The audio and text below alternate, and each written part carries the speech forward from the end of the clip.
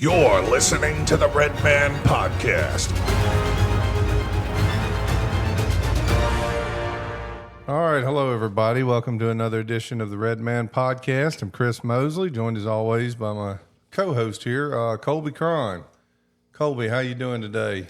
Chris, if I was doing any better, I'd have to be you. Wow, I'm not even sure how to take that.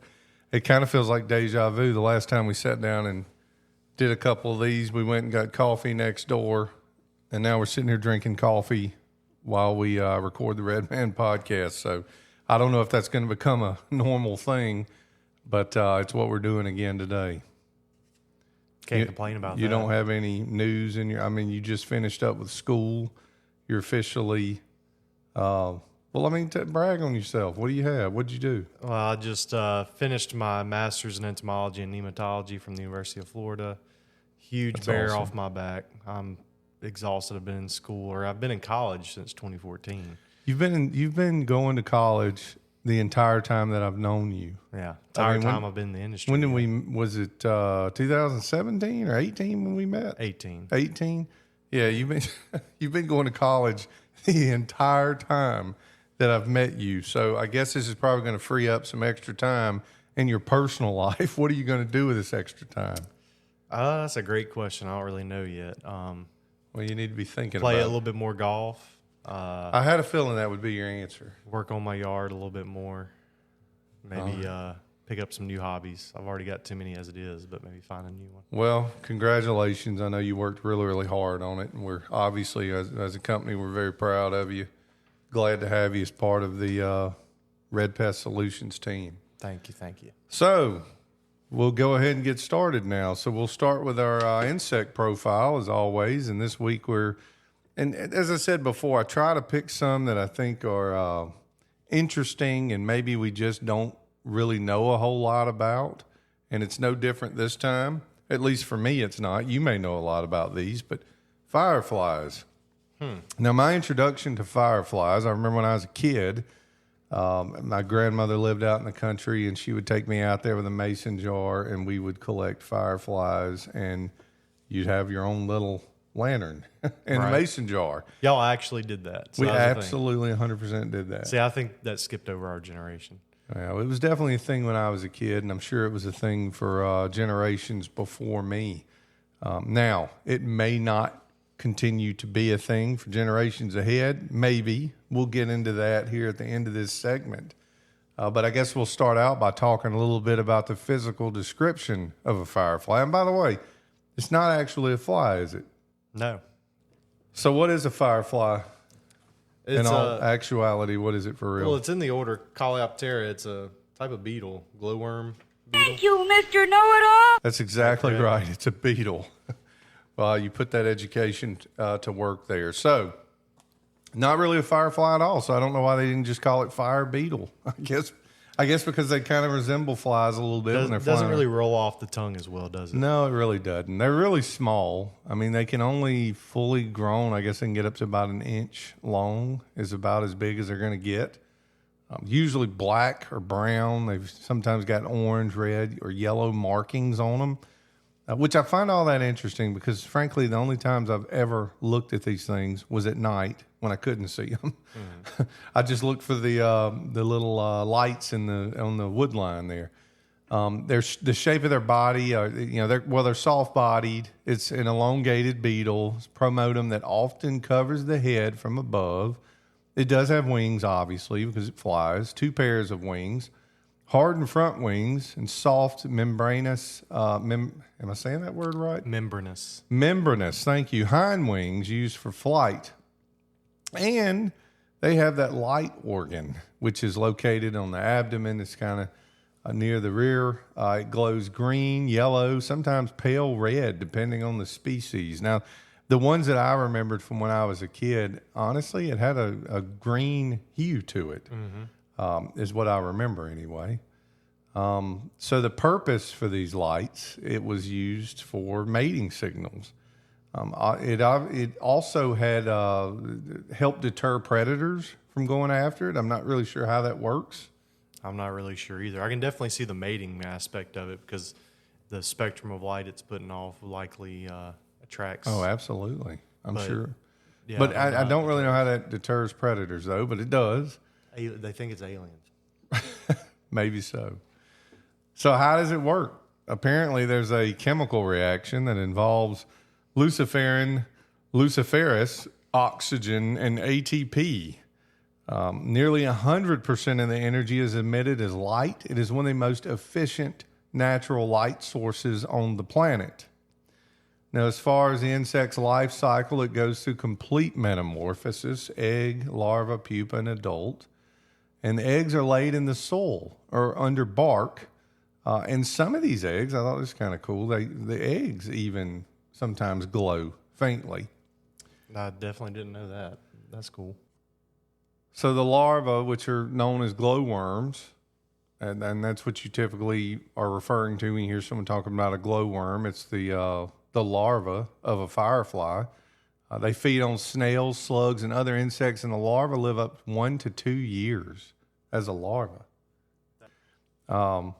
So the pupa stage is an interactive stage within a chamber in the soil, and then when they do finally become adults, they only live a few weeks, and mostly their entire time is focused on mating and reproduction during that time. So I guess the vast majority of their life is spent essentially as a glowworm. Did you ever have a glowworm when you were a child? I did not. Do you even know what I'm talking about? No.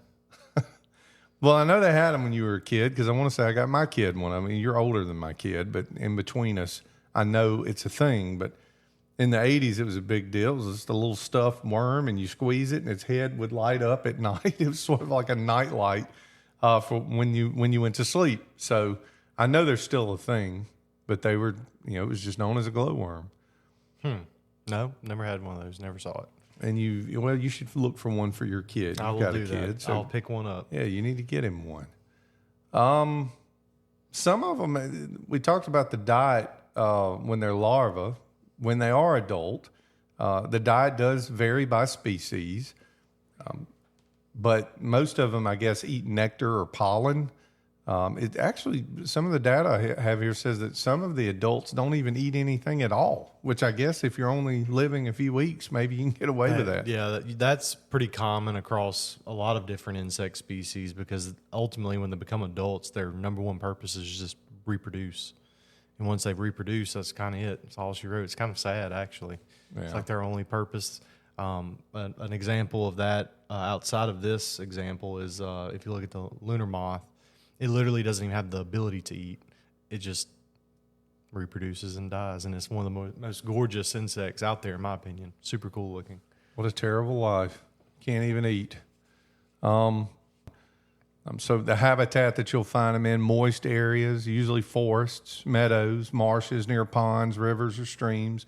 When I was a kid, it was always right along the wood line out behind my grandmother's house. Mm-hmm. You often find them in grassy lawns, gardens, wooded areas at night during the summer. Now, what I was talking about earlier when I said, are we going to continue, or will generations in the future be able to do what I did and catch them in a mason jar and kind of play with them at night? Is that going to continue to be a thing?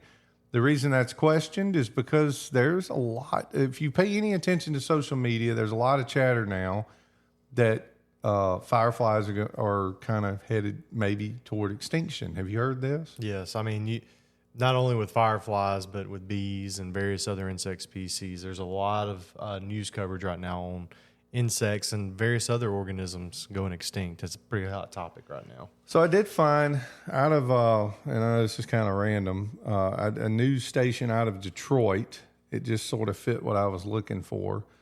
Fox 2 out of Detroit, they did a real quick news segment here recently regarding the possible extinction of fireflies. So here's a little bit of that. Not exactly flies. What we call fireflies are actually beetles. There are more than 2,000 species of them, and they prefer warm and humid climates. That's why as summer comes to a close here in Michigan, we'll be saying goodbye to them until next year. But in some cases, we may say farewell forever. According to the Public Library of Science, some fireflies are in danger of becoming extinct. The glow that we see at night in their lanterns, that's their mating call. Males flash their light every 5 seconds, females every 2. Some female fireflies mimic the pattern to trap and eat the males. This dating dance is endangered due to light pollution. Too much light messes up their mating patterns. They can't distinguish their signals. Although fireflies are found worldwide, except Antarctica, they prefer moisture, forested places, tall grasses. Loss of habitat as more areas become bulldozed cuts down on the firefly population. Fireflies generally spend their larvae stage underground, emerging in the spring. Increased drought and overuse of pesticide threatens their existence. So there you go. Once again, pesticide is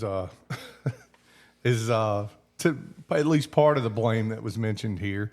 Now, I will say the logic that she used there, and again, the reporter cited where she got her information, but some of the logic that she used to explain why they are under threat of extinction, it did make sense. I mean, she said increased light pollution has confused them to the point where it disrupts the whole purpose of their mating signals, which is those lights. And obviously, if they can't mate and reproduce, well, then the species would be under threat. I mean, what are your thoughts on that? Look, I mean, it's kind of similar with the bees, and like I've already said, there's a lot of other insects out there in the news, monarch butterflies, and in some of these cases there are general concerns, genuine concerns. But I think in the case of the glowworm bug, as they call it, I thought we can't use the term bug. well, that's what this specific. It's okay to use bug if it's using its name. Oh, well, then stop fussing at me for using the word bug. Anyways, it's all a thing about perception, right? You know we don't notice them as much anymore, so they're going extinct, and they find data and research to support their theories, but there's just as much, if not more, data and research out there that states the contrary is correct, that they're actually increasing in their population. So it's all about where you look. If you want to find them, you will find them. And there's no shortage of their environment that they need to survive and be successful. That climate and that zone is only expanding right now due to global warming. So I don't think there's any real concern for. Well, if I play devil's advocate here, and honestly, I'm really not playing devil's advocate. I'm asking a question because when we started this whole segment, I told you what I used to do as a kid, and you're like, really? That was actually a thing? You did that? I never did that. Are you saying you never saw fireflies as a kid, or you just never? No, I did. It just wasn't super common. I mean, frankly, if you want to know my honest opinion. Because you lived in the country. You grew up in the country. I lived out in the woods now. Honestly, you want to know what I think it is? I think people just don't go outside as much anymore as they used to. I'm sure when you were growing up, you were out riding your bikes and running through the neighborhood and visiting friends and camping. And my generation didn't do that nearly as much as your generation more than likely did. That's actually a fair point. So that's a pretty compelling reason as to why your generation probably noticed them and dealt with them a lot more than we did. Now, like I said, we had them for sure, but it wasn't like, hey, let's go catch fireflies. It just, I don't know. At least for me, it wasn't. Well, that makes sense. Well, a few other little fun facts about them. I didn't know this. There are over 2,000 different firefly species that exist in the entire world. That's a lot. Mm-hmm. And each species has a unique flash pattern for courtship. And that's kind of cool, too. I mean, you got over 2,000 species, and every one of them has its own unique flash pattern. That's crazy. That's very similar to bees. Well, first, going back to how many species of them you said there are. The order Coleoptera is the most diverse order of insects in the whole planet. There's gaboodles of different beetles, to put it simply. But bees also have a very similar thing to that, where it's not a light pattern, but, bees have that little dance they do. Mm-hmm. And every different colony, every species that, they kind of do their own dance to differentiate. I thought it's pretty cool to hear there's another insect out there that does kind of a similar thing. Well, here's another interesting fact that I don't want to skip over. Firefly light is considered a cold light. It produces absolutely no heat, which to me, that's sort of hard to wrap my head around, because pretty much every light that I've ever known in my entire life has produced some form of heat, but the firefly does not. So that's interesting. In some cultures, fireflies are a symbol of love, hope, or ancestral spirits. And then if you're a comic book person, like I grew up as a big fan of DC Comics, not Marvel Comics so much, but there was a character named Firefly. He was primarily a villain of Batman. He was a super villain, kind of a pyromaniac, if you will. But he did exist. His name was Firefly, and he existed in the DC Comics universe. And then finally, there was a science fiction show back in the 2000s, I believe it was, called Firefly. Did you ever see that show? It was really popular. It's got a real huge cult following. It's got Nathan Fillion in it. But it only lasted one season on Fox, but it did spawn a movie after that, and it was called Firefly. So when people hear that term, a lot of people think of that show. But that pretty much brings an end, I think, to our segment on Fireflies, unless you've got something else. Yeah, I wanted to add one more little fun fact that I wonder if you knew or not.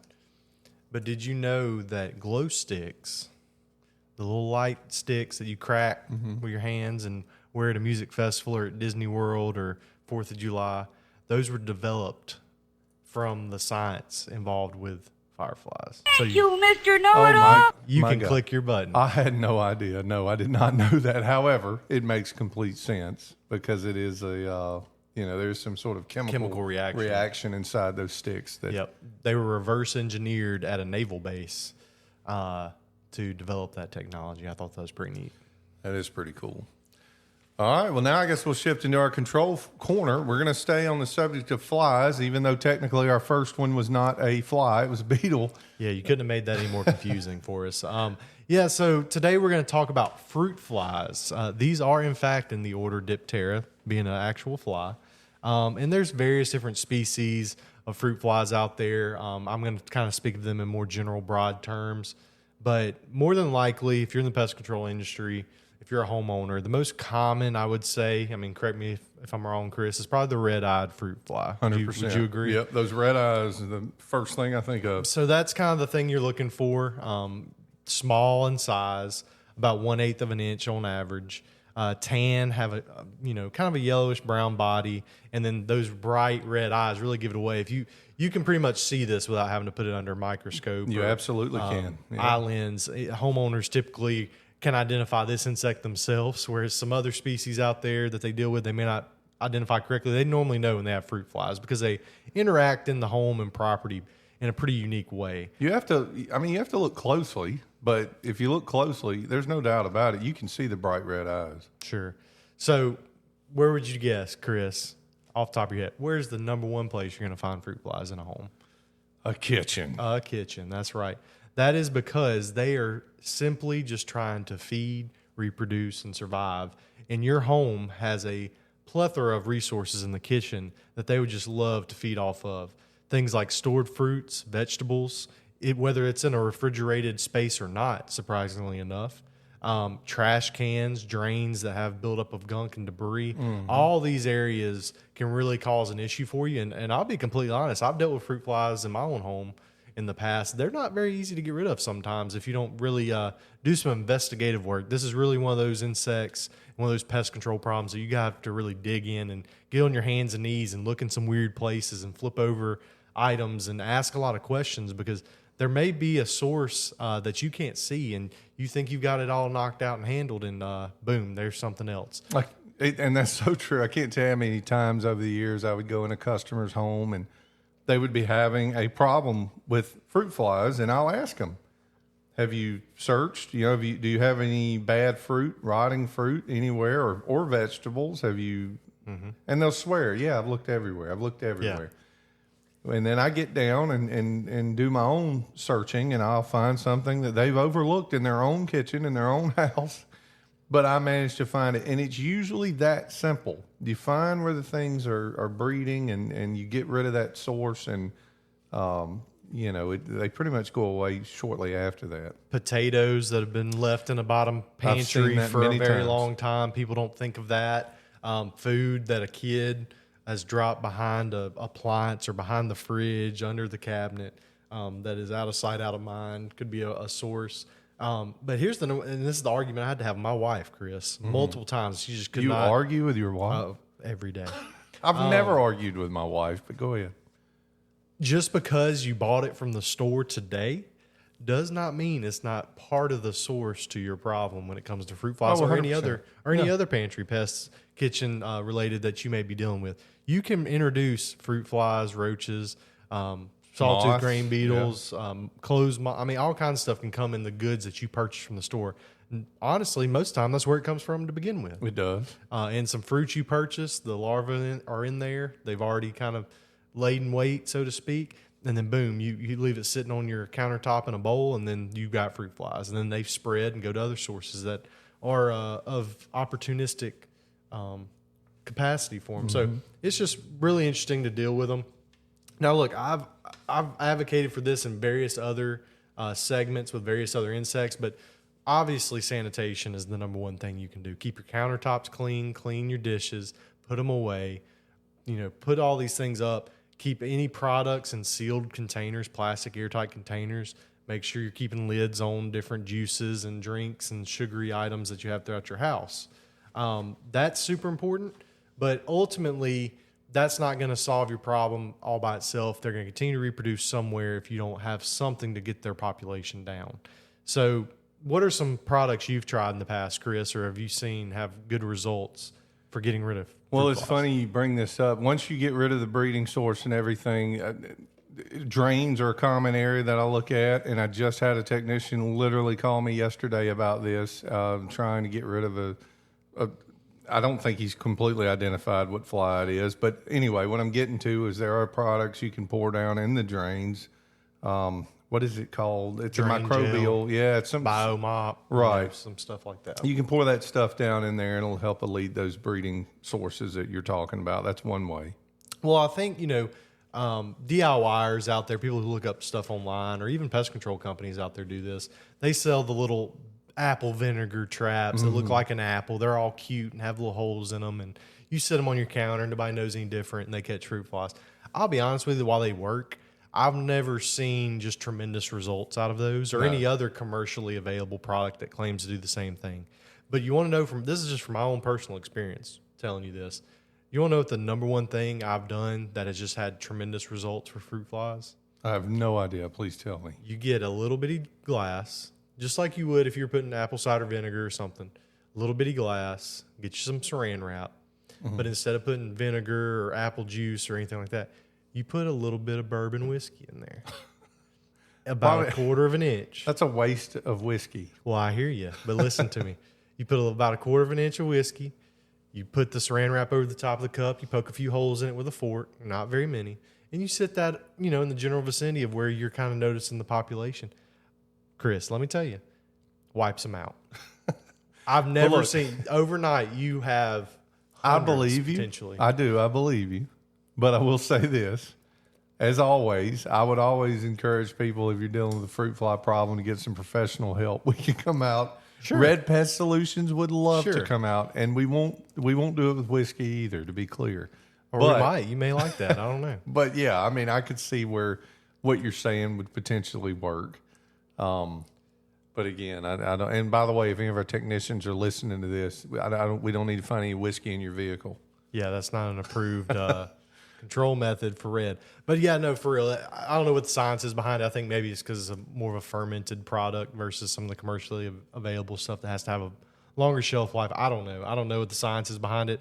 I just know I've tried several different products in the past for that purpose. But once again, if you're not getting rid of the source and really identifying where this issue's coming from, that part doesn't matter. Yeah, it's not anyways. going to stop. That's kind of like the dustpan at the end of the project Exactly. type thing. You really got to put in the work to get rid of the flies to begin with on top of that. So Another thing, I don't think you mentioned it, but they do make these pre-baited sticky traps. I've had some success with those. yes. Now, again, it's made specifically for fruit flies. You can't just take a standard glue trap and expect to catch them. It's been baited with something that will attract them. But that seems to work really well also. But again, you said it before I had a chance to. All that stuff means nothing if you don't find the source and eliminate what's causing the problem to begin with. None of that other stuff matters. So let's shift a little bit to the commercial side of this, right, Chris? So obviously in a residential home, typically it's a minor issue somewhere that you can kind of identify fairly quickly, get eliminated, boom, you're out. But in commercial facilities, especially commercial kitchens, they have an ongoing problem with waste management, an ongoing problem with sanitation. This is a daily, literally every single day, due to the work that is being performed there, problem. So a few other things that can be done on the commercial setting that will really help out is air curtains. This helps definitely with just, normal house flies and such, but it helps with fruit flies too, because you got to think they're taking all this product out to a dumpster somewhere. Well, at that point, anything's going to breed out there. They're not trying to control it at the dumpster site, Right. but eventually those can kind of, fly and introduce themselves back into the workspace. So air curtains are super important. You see them a lot now in newer restaurants with drive-throughs and back doors and things like that. It really does help. There's a lot of people that go in and out of those restaurants and probably don't even know what that is. When you walk through the door and you feel that burst of air come down on you, but that's exactly what it's for. That's what it's for. It's Yeah. for flies. It's pretty neat technology. And then obviously using ultraviolet light to your advantage. Pretty much all flying insects are attracted to light in some capacity. That can be used in a commercial facility. Most of them are required to have that in various different places. And you can use that at your home as well. But ultimately, the biggest thing is excluding the pests from being able to come back in the building. And if you have windows open, make sure you have screens that prevent insects from flying in your home or business. And if you have a freezer, things like that, you're throwing out waste, you're keeping waste out, you're using biomop, you're taking out the trash on a regular basis, all these things. And ultimately, it's important that you have an ongoing pest control management plan with an accredited, trustworthy business that's going to help advise you and what you're doing. Because the last thing you want as a business is to have the health department come down on you and say, hey, you've got a major sanitation pest issue going on here. That's not a good look. That makes the news, and it's not fun. That will definitely drop your score from an A if they start finding that kind of stuff in there with the health department. So That's right. all right, well, that was a lot of good information about fruit flies. Hopefully, if you're a pest operator out there and you're listening to this, or maybe you're new to this industry, that was a big help to you. But as I said earlier, if you're an average Joe out there and you're having an issue with this, hey, call any reputable pest control company. Could absolutely get control over your fruit fly problem with your help. As we said, it's kind of it takes a little bit of help on the sanitation side of things as well. So I guess that ends it for our control corner this week. So now we're going to move into our Tech Talk segment, and we're going to call a guy that's really new to our company today. He's actually very new to this industry.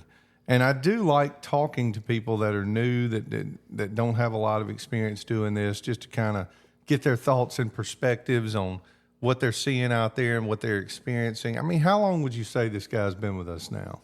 Has he been here a year? I don't think it's been quite a year yet. It's getting close. But anyway, his name is Eli Goodwin. So I'm fixing to call him and let's see if we can get him to answer the phone.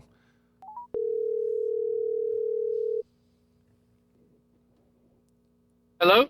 Eli Goodwin, it's Chris Mosley. How are you? I'm good. How's it going? It's going, man. Hey, I'm here with Kolby. You're actually on our Red Man podcast.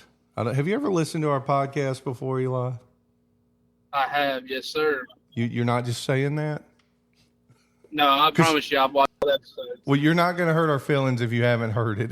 But you are our victim for this week. We're going to call you and just kind of check in on you and see what you were doing out in the field today.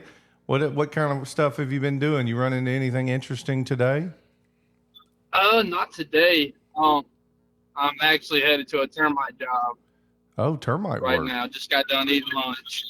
How long? We were trying to remember this before we called. How long have you been with Red Pest Solutions now, Eli? In September, I make a year. So you're right. Almost a year, Almost a full year. So that makes you a really good guy for me to ask this question. How's it been so far? Because you were new to the industry. Is there anything that you've experienced over the past year that surprised you that you didn't know? Or just what are your general thoughts? You've got a year under your belt. How do you feel about the pest control industry? Honestly, I love it. I mean, going into it, I was really nervous about it. Mm-hmm. But being on the job for a year, having the people that's trained me and all, they've really opened my eyes up to a bunch of things. I learn new things every day, pretty much. I hear you. What's the craziest thing you've ran into over this year? At least the craziest thing you can share on this podcast. Do you have any kind of? I'm sure y'all already know what I'm going to talk about. Well, I don't, or I wouldn't have asked. Maybe Kolby does. I don't. Last week I was servicing a school and opened up a rodent control box and had a pet snake up in there. I do remember that now. Old copperhead. Yeah, that was a good sized copperhead snake. Yeah. So that was not. Took my hand off. So that is not something that you typically expect when you're out doing general pest control. So yeah, if I'm remembering or I understood correctly, you were checking rodent bait stations, and you opened this rodent bait station. These are like rat stations, and this snake was coiled up in there, right? Yes, sir. Yes, sir. So at that moment, did you pee in your pants a little? I'm not gonna lie to you. I said a couple of choice words, but at the end of it all, I just stepped back and let other people handle it. Okay. Well, he never did say for sure if he peed or not. So. No, I did. Well, Eli, from this, what did you learn from this experience with the snake? I mean, what did you learn to do with radio stations moving forward? I know now to kick the boxes before I open them. There you go. That's the golden rule of rodent station. That is a wise thing to do. So I have. Yeah, it scared me pretty much. That was a snake. Look, I can't stand snakes. Scare me to death, and I'm not gonna lie. Whenever I got in this industry, 23 years ago, I guess it was 24 years ago. Golly. But when I was doing my job interview, I remember, I'll never forget it. The guy, he goes telling me, what I was being hired to do termite inspections, and he said, "Hey, you got to go under houses. Is that a problem for you?" Well, I'd never crawled under houses before. And in the back of my mind, all I'm thinking is snakes. Snakes. There's going to be snakes there. And I could feel my heart rate pick up, and he's asking me this. I'm like, "No, sir, I'm not scared at all." But in reality, I was terrified because I don't know. I just had in my mind every time I go into a house, I'm going to see a snake. Now, that wasn't actually the case. But you can. It's very rare that you run into them, but it does happen. As a matter of fact, I had an employee at a different company I worked for, went under a house and lifted up a piece of plywood, and he did get bit. It can happen. But it is very rare, and if you do the right things, protect yourself, you don't have to worry. Kind of like what Kolby just said. You learned a lesson there to kick that bait station before you open it. Yeah, just luckily I've never come across a snake under a crawl space. Yeah, well, again, so I'm sure that day will come. Well, the reality is they're just as afraid of you as you are of them. They're just trying to go the other direction if they know you're under there. So, what do you like to do in your spare? I'm sorry, Eli. What were you going to say? And the main thing with me was we all know copperheads are not, and they're not really aggressive unless you start messing with them. Right. And well, the dude that come up to get the snake, he tried picking it up without any tongs or anything. Wow. And he tried picking up the box, and I was like, "Sir, there's 2 entry holes that the snake can get out of, and you're picking it up by the entry hole." Yeah, that wasn't very smart. And so he picked it up and put it in the grass and told me to open it. I was like, "I'm sorry, but I'm not opening that." Well, I don't blame you. Don't ever do anything to put yourself in danger. If he wants to do it, fine, but we don't need to. So look, before we let you go, I just want to ask you, I don't want this whole thing to be about your pest control experiences. What do you like to do outside of work, Eli? Really just hang out with my family and friends, really. Okay. And build my truck. I hear you. And not get tickets. Yeah. Not get tickets. Yeah, yep, that's a whole other story. We won't get into that. But I did hear what happened, Eli. It's funny. I'll mention this and then we'll probably move on. But I'm sitting here on my phone and I got a notification from LinkedIn about Termite University that took place earlier this week. And guess what one of the pictures is of that they posted? Is it Eli? Eli Goodwin drilling a hole in some concrete. How about that? There he is. Yeah, Eli, you went to Termite University in Starkville earlier this week, didn't you? Yes, sir. It was actually a pretty fun experience. Well, that's good. I learned some things I never knew about. So it was pretty good. That you did. Well, that's why we sent you. We want you to learn all you can. But look, we appreciate you, Eli. You do a good job out there, and we didn't want to take up too much of your time. We just wanted to check in on you real quick, and you be safe out there. If you need anything, you don't hesitate to call us, okay? Yes, sir. I appreciate it. All right, man. Have a good rest Thanks, of your Eli. day. Goodbye. Yes, sir. Bye. So that was Eli. I had forgotten about the snake thing. Yeah. As soon as he said it, I realized. I was like, yeah, that's what he's going to talk about. That did freak him. I remember that did freak him out that day. Oh, yeah. Which I get it. It was a pretty big snake. But I've been fairly fortunate. As an adult, I've never had a run-in with a snake like that. Poisonous, venomous, whatever, or not. But as a kid, I did run into a cottonmouth one time with my dad. We were on some property he owned, and we were kind of surveying it on a four-wheeler, and we got off and we're walking down a trail, and boom, there she is. They're out there. I was scared to death. Can't stand a snake. All right. Well, before we go, I do want to make one quick announcement before we explain what our social media and everything is. We are, of course, based out of Mississippi. And I want to strongly encourage anybody, if you're a pest operator in the state of Mississippi, if you are not already, strongly, I encourage you to join the Mississippi Pest Control Association. It's really, really important that you're a part of that. And probably the biggest reason, at least for me, Kolby may have another opinion here, but the biggest reason that I feel like you should be a part of this organization is, whether you realize it or not, you will have a voice with the state of Mississippi, and even potentially, in some cases, maybe even a voice on the national level with regards to pest control, this industry, the laws that affect us. It's extremely important, if you're not a part of that association, that you get involved. And aside from that, I mean, just the networking part of it, all the people that you'll meet, the resources that you will gain from being a member of the Mississippi Pest Control Association, it's a huge benefit, and I strongly encourage you to get involved. Absolutely. I'll definitely second that. I would say we're probably one of the only states out there that I can think of that gets to sit down at a table with our regulators, with the Department of Agriculture, and discuss issues. And they work with us, we work with them, and you kind of lose out on that if you're not a part of the association. And there's so much invaluable training that the association provides and facilitates annually, quarterly, virtual trainings, different certifications, and it's getting better each and every day. So it may be a small price to pay, but at the same time, you being involved, being able to network, engaging with your peers. I'll say the uncomfortable thing, Chris. There's always been a perception and an aura in the pest control industry, and maybe it's like this in other industries, I don't know. But, I don't want to be around my competitors. I'm worried that they're going to get something from me or learn something about what I'm doing.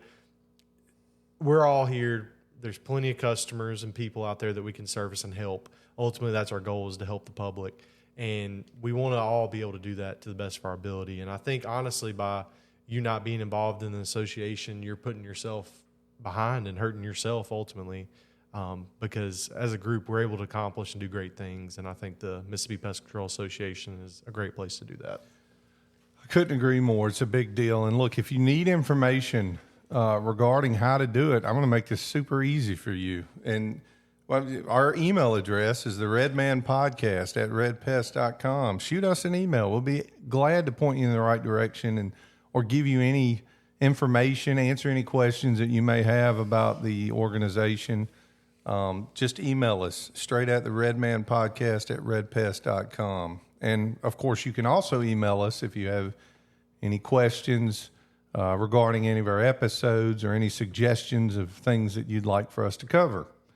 Aside from that, Kolby, I think that pretty much does it. Am I missing anything? No, sir. I think that's all she wrote. All right. With that, we'll end the episode here. We'll see you next time on the Red Man Podcast. Call the Red